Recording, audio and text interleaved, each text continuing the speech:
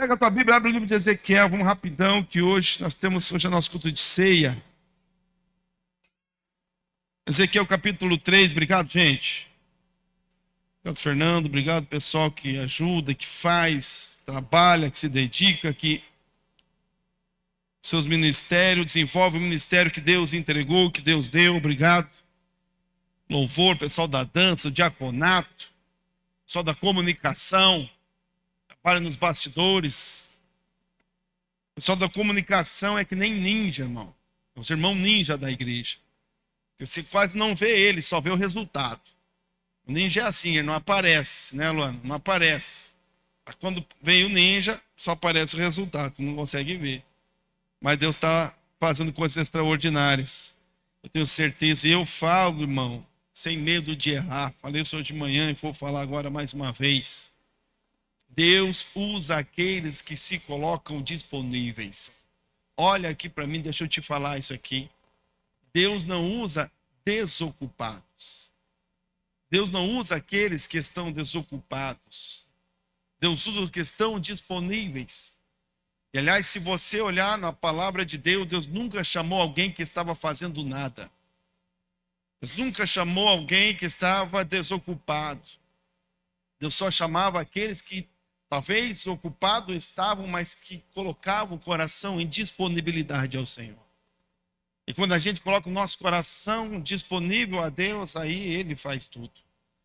Porque Deus não precisa de ninguém capacitado, irmão. É uma palavrinha, uma frasezinha clichê, mas a mais parece clichê, ela não é, mas é mais verdade, a maior verdade. Deus não usa os capacitados, mas Ele é isso aí. Porque Ele não precisa de nada do que nós temos, Ele não precisa de nada do que nós somos. Olha só, Deus me encontrou lá, madrugada, lá com o nariz branco de pó. Começou a mexer no meu coração, me resgatou, me trouxe de volta, me trouxe para Ele. Salvou a minha vida, transformou a minha história, me deu um nome. Me deu um nome, porque eu era um sem nome, ninguém acreditava. Era a palha seca, né? Não, palha seca, como é que chama? É o fogo de palha. Deus me resgatou, me trouxe aqui, me deu um chamado, me deu um ministério, colocou o microfone na minha mão, me ensinou a ler a Bíblia. Através do Espírito Santo, Ele dá a interpretação do texto. Me ensinou, me ajudou a falar um pouquinho, me ensinou a explanar alguma coisa. E ainda depois de tudo que Ele me deu, eu venho aqui e prego, e se o Espírito Santo não estiver agindo, não resolve de nada. Porque o Espírito Santo, a Bíblia diz, quem convence o homem do pecado, da justiça e do juízo. Portanto, eu mesmo de mim não faço nada. Mas Deus nos coloca aqui. Deus nos usa quando a gente se coloca disponível a Ele. E se for preciso, irmão, Deus vai fazer tudo como Ele faz comigo. Ele quem faz tudo, eu faço bem pouquinho. A única parte que eu faço é me colocar disponível. Pegar a Bíblia e ler, o resto é Ele que faz. Fazer a minha parte de buscar viver segundo os princípios de Deus. E olha que com muitas falhas, mas muitas falhas mesmo. Mas para as nossas falhas é que Jesus morreu lá na cruz do Calvário. É para nossas falhas que a Bíblia diz que a misericórdia do Senhor se renova todas as manhãs. Portanto, Deus não precisa de ninguém certinho, Deus não precisa de ninguém bom, Deus não precisa, Ele não está atrás disso, Ele está buscando alguém que esteja disponível. E quando nós nos colocamos disponíveis, aí o resto Ele faz. É Deus quem faz. E eu vou falar agora a frase que eu sempre digo aqui, preste atenção. Deus está fazendo grandes coisas na nossa igreja, porque Ele tem encontrado corações disponíveis. Homens, mulheres, jovens, adolescentes, crianças, que se colocam disponíveis, e Deus está usando aqueles que estão disponíveis. Amém? Nenhum desocupado, mas todos disponíveis, e Deus está usando para a glória dele. Amém? No livro de Ezequiel, capítulo 3, versículo 17.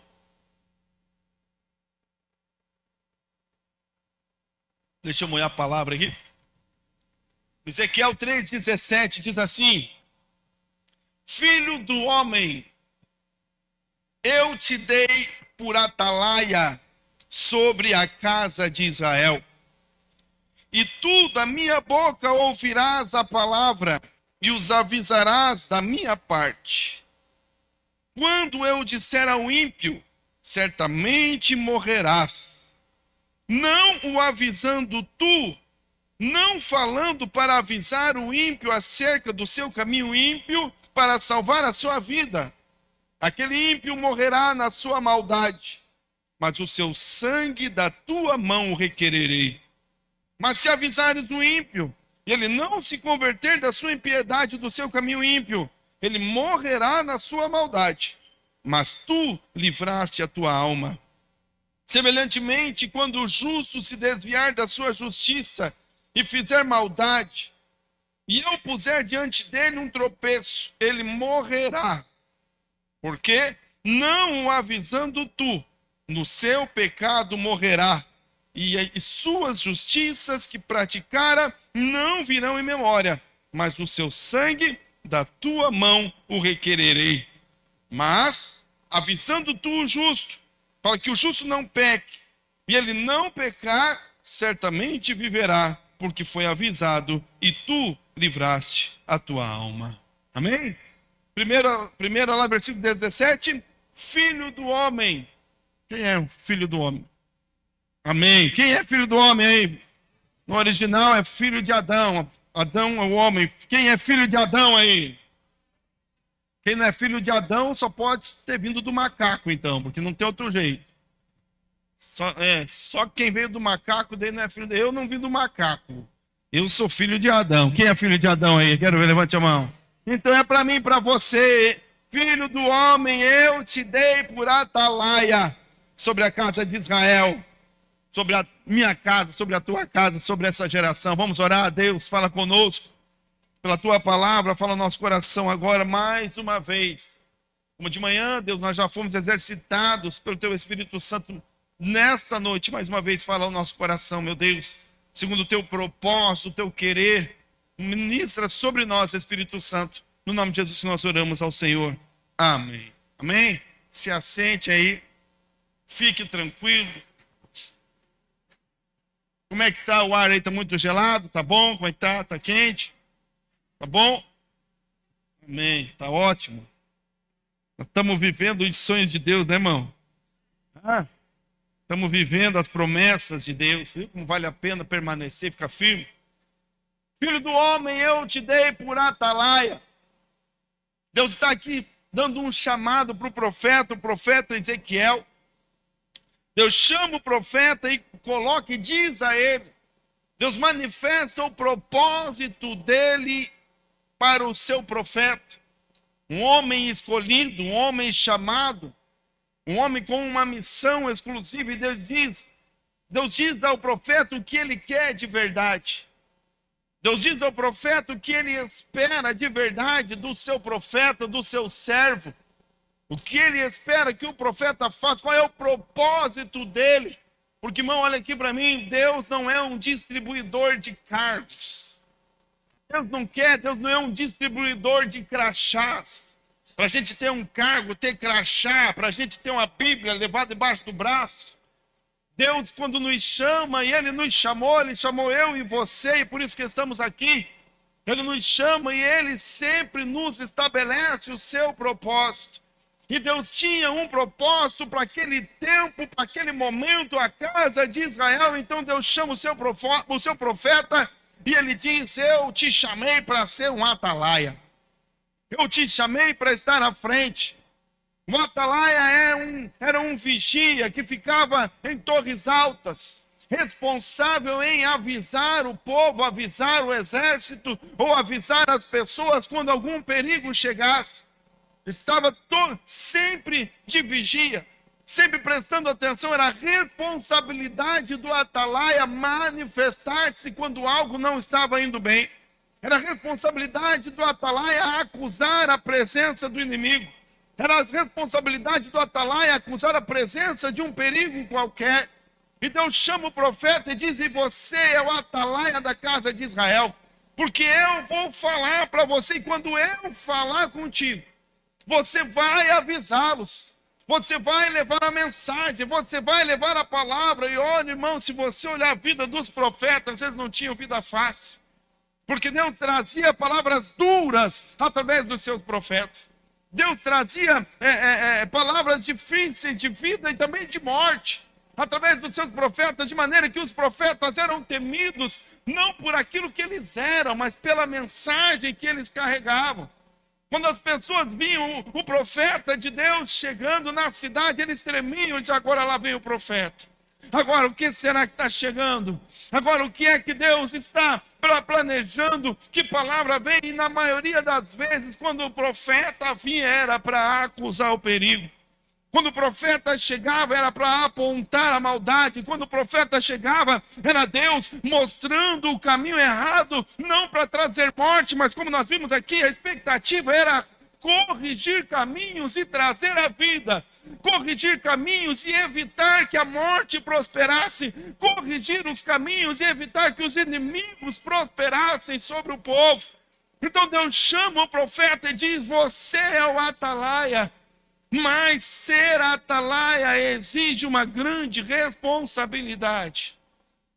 Porque ele disse: quando eu falar e o ímpio estiver errando, e você porventura se calar e não avisar o ímpio do seu erro. Olha aqui, irmão.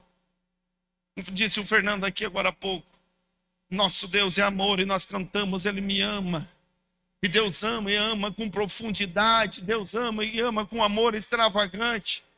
Mas às vezes as pessoas se confundem, porque o amor de Deus, ele não é um amor de permissividade. Deus ama de maneira extravagante, ama, mas ele não é permissivo. Deus ama, mas na mesma intensidade que ele ama, ele também é justiça e ele faz valer a sua justiça.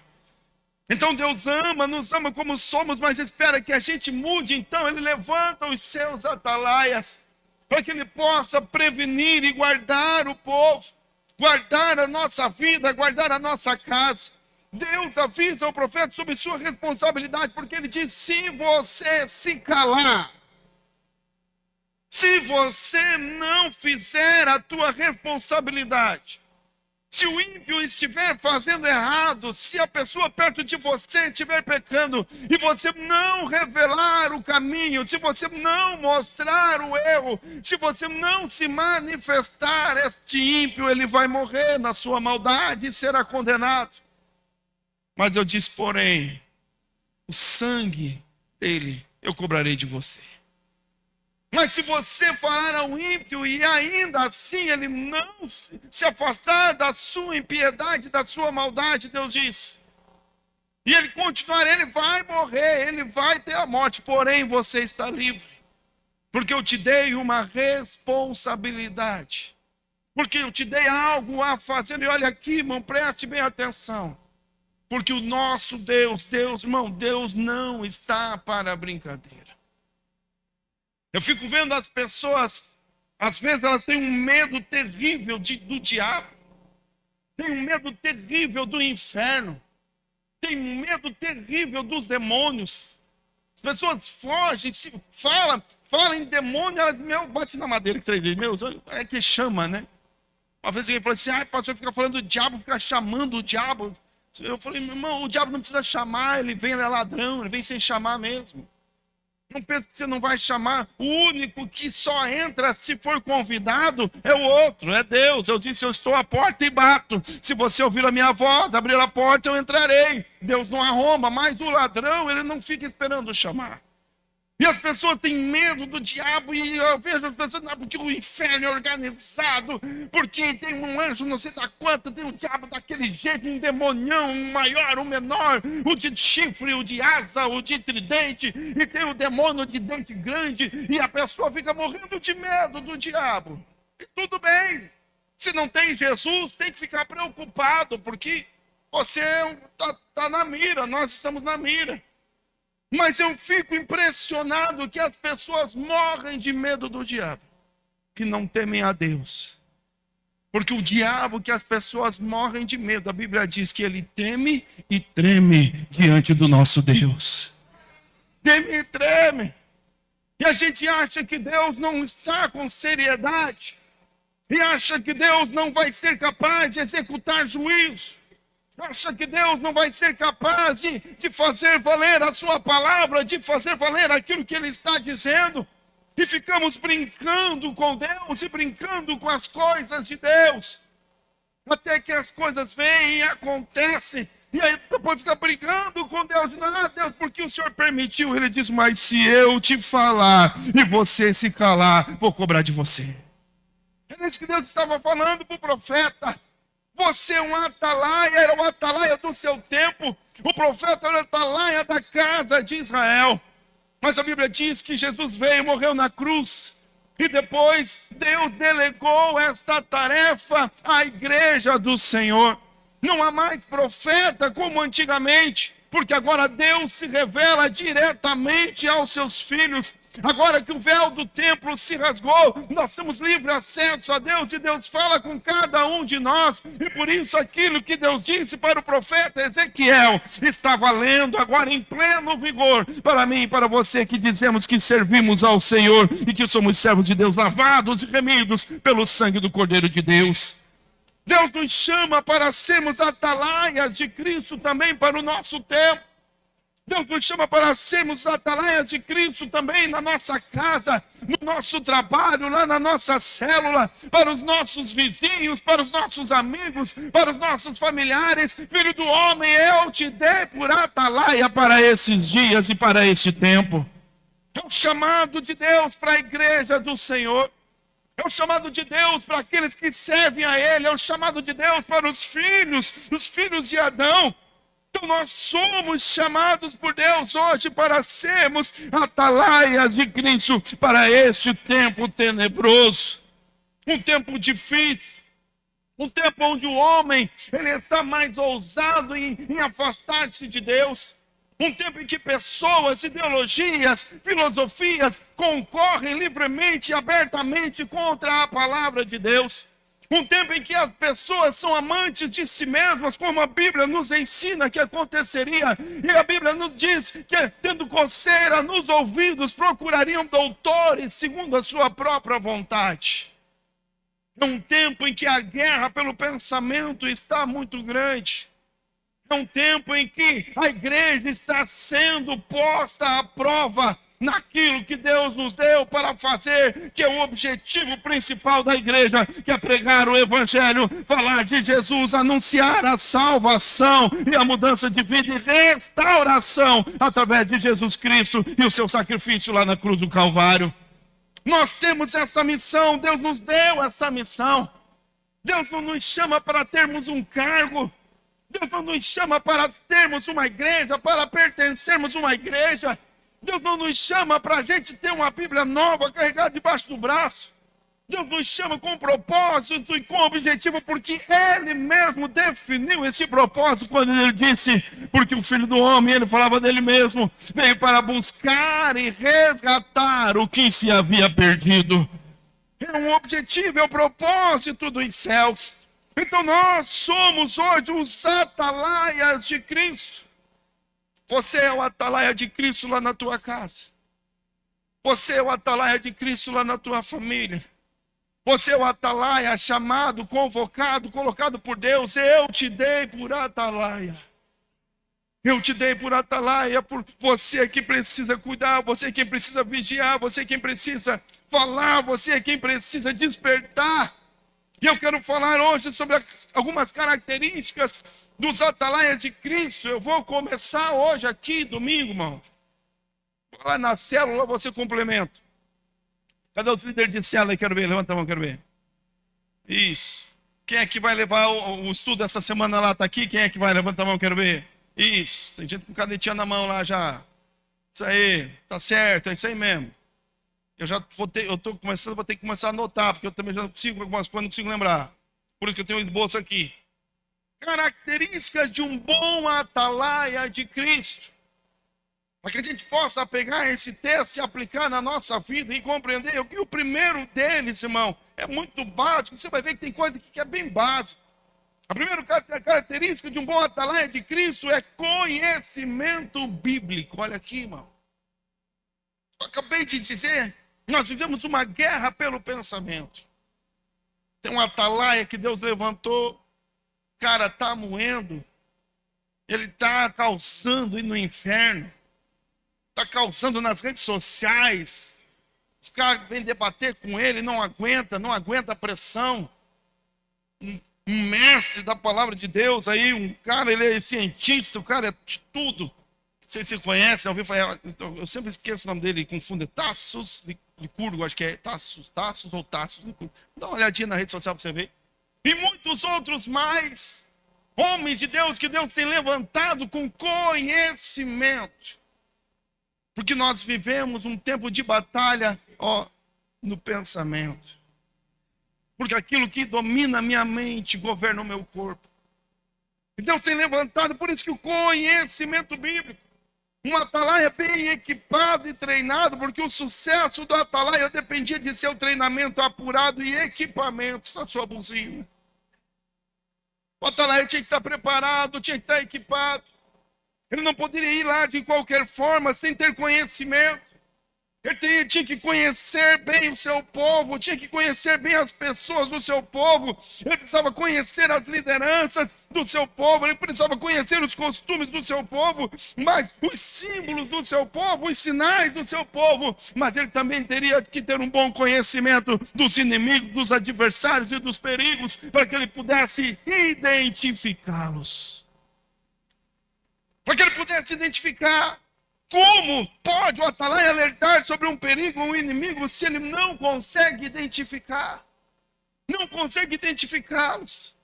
E nós estamos aí vivendo a nossa vida imerso no dia a dia, nas coisas que a internet nos diz que não tem problema, que está tudo bem, que isso também é amor, mas isso também é legal, mas isso também faz bem, e nós não estamos conseguindo, e as pessoas não conseguem discernir entre o certo e o errado, e o atalaia que não conhece, o atalaia que não sabe, que não identifica, ele permite que o inimigo entre e faça o estrago que ele veio destinado a fazer.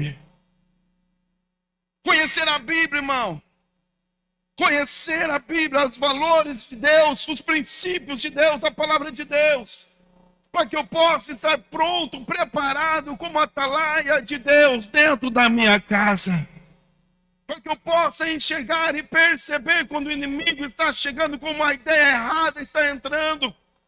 Quando uma palavra diferente, um costume diferente, algo que não tem a ver com os valores de Deus e do reino de Deus. E é por isso que a gente precisa saber e conhecer. Senão a gente fica embasado no achismo, né? No eu acho. No evangelho segundo eu acho. Mas tem gente que se firma nisso. Mas eu acho, mas eu entendo, mas eu penso. Nós precisamos aprender a palavra de Deus, e isso é urgente. Nós precisamos aprender os princípios do reino de Deus, e isso é urgente. Porque nós dizemos que servimos ao Senhor, dizemos que queremos fazer a vontade de Deus, dizemos que queremos andar segundo a vontade de Deus, mas não nos esforçamos para conhecê-la. Como que eu posso fazer a vontade de Deus se eu não sei qual é a vontade de Deus? Como que eu posso servir ao Senhor se eu não sei o que Ele espera de mim? Se eu não sei o que Ele quer de mim? Então, para ser um bom atalaia de Cristo no nosso tempo, para a tua casa, para a nossa célula, para a nossa igreja, para que eu seja um atalaia de Cristo lá na rede social, eu preciso urgentemente aumentar o meu nível de conhecimento. Porque a Bíblia, irmão, ela fala muito sobre conhecimento. E uma das coisas bem importantes que Deus fala, Ele diz: o meu povo perece porque falta oração. Amém? Não é? Confundi, errei? Então, o meu povo perece porque tem pouco culto. Não é? Então, o que é, irmão? Segundo Deus diz, não é o pastor Castilho, Deus. Que Deus diz que é o motivo de que nós estamos se lascando. Qual é o motivo que você está lascado aí às vezes, está dando errado as coisas na vida? Está sofrendo, está batendo cabeça, está Qual é o motivo? Deus, o meu povo está se lascando porque falta o... Olha só, irmão. E como é que pode? Eu quero ser um atalaia, Deus me chamou para ser um atalaia, mas eu quero... É o crente Zeca Pagodinho, né? Conhece o crente Zeca Pagodinho? Deixa a vida me levar. Estou indo na igreja, deixa a vida me levar, a vida leva eu. Vou indo na onda. Um dia depois do outro, não, mas eu vou no culto. Mas eu vou na igreja, faz 30 anos que eu vou na igreja. Faz uma década, 100 anos, 1 milhão de anos, né? Eu nasci há 1000 anos atrás. Eu sou um crentossauro. Mas não sabe quantos livros tem na Bíblia. Mas nunca leu o livro de Atos dos Apóstolos para saber o que Deus começou a fazer e o que é que nós estamos fazendo a partir do livro de Atos dos Apóstolos. Mas nunca se atentou a ler as cartas de Paulo para aprender e compreender muita coisa. Conhecimento bíblico. Como é que eu vou dentro da minha casa, ser o atalaia da minha casa, se eu ainda fico, eu tenho que ligar para o pastor ainda, tenho que ligar para o irmão político. Oh, isso aqui é pecado ou não é? Pode fazer ou não pode? Porque eu não sei. Eu ainda não aprendi. E não saber até não é pecado. O pecado é não buscar o conhecimento. O pecado é não buscar saber. Não buscar aprender. Então, conhecimento bíblico, como bom atalaia de Cristo, porque Deus disse, eu te dei por atalaia. Eu te dei por atalaia na tua casa, eu te dei por atalaia na igreja, lá na tua célula, lá no teu trabalho, eu te dei por atalaia lá na escola. Depois vai participar de um debate, fica batendo pino lá no debate, não sabe falar, não sei. Porque o inferno está preparado. E o inferno está preparando os seus doutores. O inferno está preparando os seus líderes. O inferno está preparando os debatedores, aqueles que buscam o conhecimento. Uma das grandes ferramentas de Paulo para arrastar muitos a Jesus. Olha lá nas cartas, olha no que Paulo fez. Era o seu grande conhecimento. A Bíblia diz que ele ia nas praças, nos areópagos, e ele começava a debater com as pessoas. E quando ele debatia, os líderes não podiam resisti-lo, porque ele tinha o conhecimento.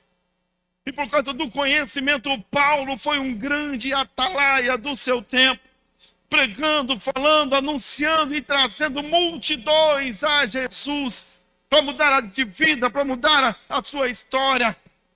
Conhecimento bíblico. A segunda coisa aqui, para a gente acelerar. Característica de um bom atalaia de Cristo é estar atento à atenção. Olha aqui. Um dos grandes riscos de falha do atalaia é não perceber o perigo iminente. Um bom atalaia de Cristo não se deixa enganar por cortinas de fumaça, eu coloquei entre aspas. Estar atento. O atalaia tem que estar sempre atento. Ele é um vigia, está vigiando. Mas algumas coisas podem roubar a atenção e nós permitimos que isso roube a nossa atenção. O cansaço é uma das coisas que pode roubar a nossa atenção. Eu me lembro do tempo do exército, estava lá no exército, tinha que ficar de guarda, pegava o fuzil, cruzava no peito. Ficava lá, às vezes, lá num cantão, lá de noite, de madrugada, sozinho, eu e meu fuzil. Acordava 2, 3 horas da manhã, o pior horário era das 4 às 6. Alguém tirou esse serviço assim, que está aqui hoje? No exército, das 4 às 6? Piazada, não queira. Você acorda de madrugada, olho cheio de areia, cansado de um dia inteiro de correria já. Vai lá pro teu posto, você chega lá meio zumbizão assim. E o cansaço. E aí a gente é treinado e ensinado a vencer o cansaço, a suportar o cansaço. Então algumas coisas nos ensinam e proíbem, são regras, e diz o soldado, ele não pode nem se escorar. Não escora na árvore, não escora na parede. Não escora em lugar nenhum, não pode sentar. Por quê? Porque se escorar, meu irmão, escorou, vai sentar. Sentou, já fica mais fácil para deitar. Deitou, acabou, roncou. De tempos em tempos, depois que eu era cabo, já ia lá de madrugada, fazia a troca dos soldados, chegava com o soldado, cadê o soldado? Tinha que procurar. Estava lá dentro de um banheiro, lá no chão, deitado, já apagado. Só que daí, depois ele tinha que responder que não adiantava nós ter outros 15, 20 soldados espalhados pelo quartel se um deles estava falhando na sua missão. Porque um falhou. Então o inimigo poderia ter encontrado uma porta de entrada. E todos os outros juntos não seriam capazes de evitar o estrago que ele faria ali dentro. O cansaço às vezes nos dá a intenção de parar um pouco, de escorar, de descansar, mas eu estou cansado e a batalha está próxima e talvez o inimigo vai chegar e eu não percebi porque eu resolvi dar uma descansadinha. Porque eu estou cansado. Mas nós precisamos estar atentos a outra coisa que pode roubar a nossa atenção, a displicência. As coisas vão vivendo um dia depois do outro e vai empurrando com a barriga e a coisa vira normal e não é mais um culto só, é só mais um louvor, é mais uma palavra, mais uma ceia. Isso entra numa normalidade, a gente começa a ficar um pouco displicente e vem para a igreja e no momento do louvor, estou aqui, o importante é que eu vim. E a gente já começa a não ser tão fervoroso na oração, e começa a não buscar mais a Deus tanto assim, e a Bíblia vai ficando de lado, e a displicência vai roubando a nossa atenção, e de repente um adversário chega, o inimigo chega, o perigo chega, e a gente não percebe, porque eu estava displicente. Estava brincando, eu me lembro que estava jogando futebol, eu era piazinho.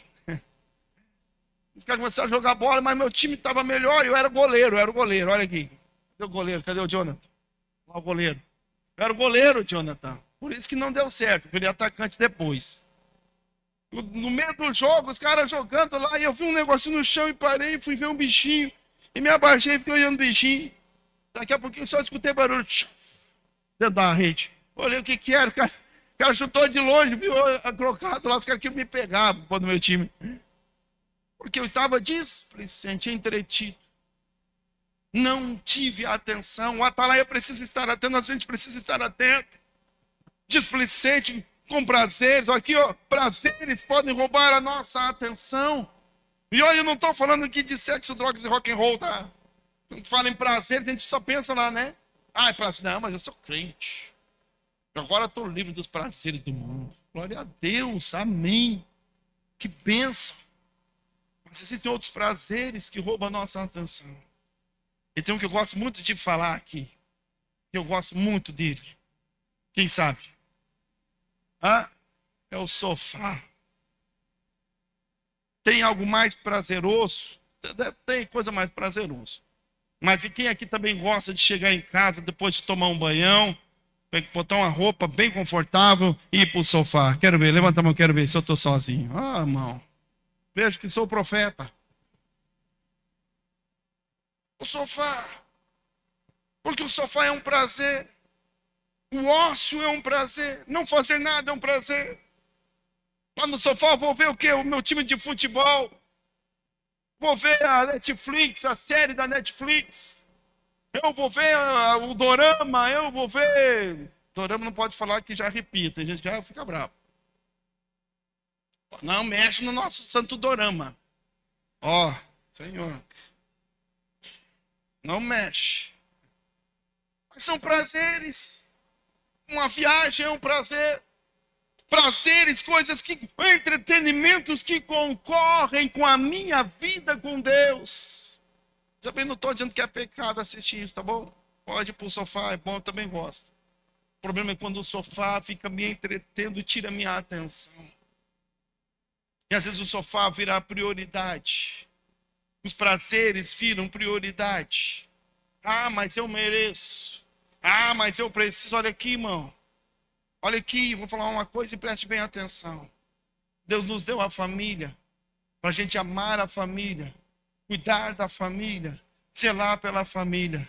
Mas Jesus disse que aquele que não deixar pai, mãe, irmão, por amor de mim, não é digno de mim. A família não está acima da minha vida com Deus, do meu compromisso com Deus, do meu chamado com Deus.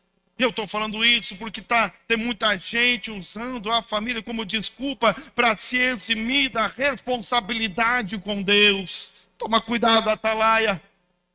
Eu te dei por Atalaia, porque Deus quer sim salvar a família, Deus quer sim cuidar da família, é importante cuidar da família, mas o propósito dos céus é saquear o inferno e povoar os céus. Jesus disse: o Filho do Homem veio para buscar e resgatar aquele que se havia perdido. Preste atenção, fique atento. Atalaia precisa estar sempre atento, sempre com os olhos atentos, e aliás, como Atalaia dentro da sua casa mesmo. Daqui a pouquinho, não vamos na igreja hoje porque nós vamos fazer um passeio em família. E no outro domingo também vamos fazer agora um piquenique em família. E no outro dia não vou nascer porque não é a família. Não, mas se eu tiver com a família, tá tudo certo. Cuidado, irmão. Cuidado. Porque Deus, Ele nos chamou para sermos Atalaia. A família bem guardada, bem protegida em Deus. Mas a nossa vida com Deus, a vida da minha família com Deus, ela não pode ser trocada por prazeres nem entretenimentos que concorrem com Ele.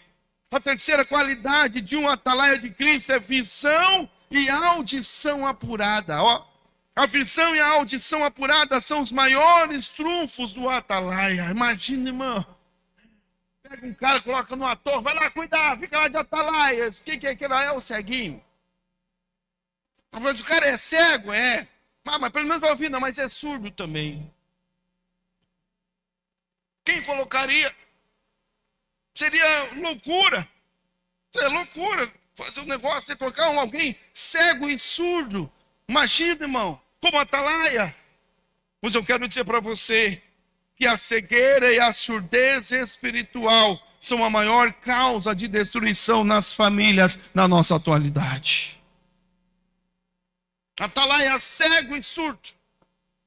Atalaia que não vê, não tem visão, não ouve a voz de Deus, não consegue ouvir a voz de Deus, coração fechado, entretido talvez, não consegue enxergar um palmo na frente do seu nariz, o inimigo está dentro de casa, pintando e bordando, fazendo o que quer, tripudiando, e ele não consegue perceber porque está cego. Não enxerga, não vê, não tem visão de Deus, não ouve a voz de Deus, não sente a presença de Deus. A sensibilidade ao Espírito Santo é que é capaz de nos ampliar a visão e aumentar a audição espiritual. Deus disse para o profeta: eu vou te falar. E aí você vai transmitir. Nós temos atalaias, além de cegos, surdos, também mudos. Porque vai falar do que se não ouve nada? Vai avisar do que se não enxerga nada? Como que vai ser um atalaia de Cristo se não tem visão, se não busca em Deus, não tem experiências com Deus, não busca o Espírito Santo, não caminha em oração, não busca orar, sentir a presença de Deus, viver com Deus, o Espírito Santo? Coisas básicas da vida cristã. Tem crente que não ora nem que Deus mande. Não ora, não busca Deus. Fica sempre esperando que os outros façam. Ore por mim, ore por mim. Pastora Lúcia, venha cá na minha casa, ore por mim. Pastor Eduardo, pastora Nice, unge a minha casa, unge a minha vida. Faça por mim. Mas não é capaz de investir alguns minutos em oração para ter o Espírito Santo na sua vida. Atalaia cego e surdo, não ouve a voz de Deus, não vê as coisas que Deus está fazendo, não percebe nada. E o inimigo está tripudiando, está trazendo vergonha, está trazendo desonra, porque não é capaz de perceber. Filho do homem, eu te dei por atalaia para a casa de Israel, para este tempo, para a tua família, para lá, para a tua célula. É preciso, Deus não está de brincadeira. E a quarta característica de um atalaia de Cristo é que ele precisa estar preparado para agir. Preste atenção nessa frase que eu vou falar agora. Eu vou ler aqui, ó. A intenção de agir não muda realidades. A intenção de agir não é nada. Mas estou com vontade de fazer, eu tinha vontade de dizer, eu tinha vontade de orar, mas eu tenho vontade de ir, mas eu sinto desejo. Mas a intenção não muda realidades. Porém, uma pequenina ação tem um potencial revolucionário. Sempre preparado para agir, sempre preparado para tomar uma posição, sempre preparado para falar o que precisa ser dito, ou preparado para calar-se quando precisa calar-se. Porque tem vezes que o silêncio fala mais alto do que todas as palavras que a gente seja capaz de formular. Algumas vezes a gente mostra Jesus, a gente fala de Jesus sem dizer nenhuma palavra. Aliás, a maioria das vezes na nossa casa são as atitudes que revelam o que Deus quer e Ele vai fazer. Atitudes, das mais pequenas, talvez as menores atitudes que mudam todo um contexto. Quando a gente quer conhecer alguém de verdade, tem um ditado que diz que é preciso, para você conhecer uma pessoa, você tem que comer um saco de sal com ela. Não é sentar com a colher e comer um saco de sal assim não, tá? Vou explicar. Você vai usando sal na comida, então quer dizer que você leva muito tempo caminhando com a pessoa, comendo com ela, conhecendo, porque a gente não conhece as pessoas por aquilo que elas dizem ser. A gente conhece as pessoas são em momentos de ações e pequenas atitudes que vão revelando quem a pessoa é de verdade. São pequenas atitudes que vão revelando quem eu sou de verdade. São pequenas atitudes na escola, no trabalho, em casa, na célula. As pequenas atitudes que dizem de verdade em quem eu creio. As pequenas atitudes que dizem de verdade se eu confio ou não confio em Deus. São pequenas atitudes que revelam se eu amo a Cristo ou não amo. São as pequenas atitudes que revelam se eu estou sendo guiado pelo Espírito Santo ou pelo meu próprio coração, que a Bíblia diz que é extremamente corrupto. Atalaia sempre pronto a agir, falar, corrigir, testemunhar. Uma palavra de amor pode salvar uma vida da perdição eterna. Uma vez uma pessoa estava reclamando, estava brava, chateadíssima, porque ela colocou uma frase lá na rede social dela e ninguém deu bola. Depois, segundo ela, um outro pastor, que até não sei se não era eu, um outro pastor colocou a mesma frase, e daí todo mundo comentou, disse: é verdade, é isso aí mesmo, meu Deus, que revelação. E ela disse: as pessoas, elas só ouvem quem tem cargo. Eu falei para ela: talvez não. Talvez as pessoas só ouvem aqueles a quem elas confiam, porque elas conhecem. Talvez mais importante do que a mensagem é o mensageiro que carrega a mensagem. Talvez não adianta eu dizer para as pessoas que Jesus ama elas, se esse Jesus não é expresso na minha vida.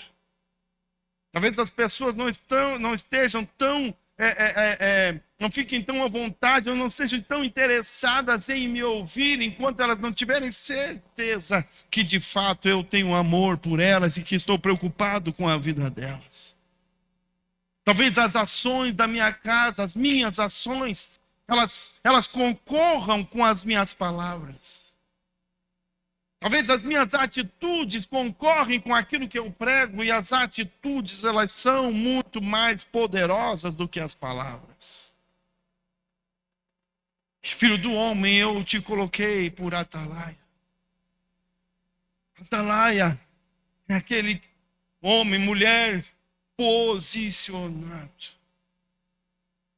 que ama a Cristo de verdade, que está sempre pronto, preparado, atento, que não se deixa iludir, enganar, não se deixa vencer, que sabe, conhece bem o adversário, conhece bem a Cristo, conhece bem a Deus, sabe distinguir entre a voz de Deus e a voz errada e a voz do inimigo. Deus nos chama como atalaias para que estejamos sempre prontos a agir. Às vezes apenas um abraço, irmão. Um abraço muda toda a história de uma pessoa. Fica de pé em nome de Jesus.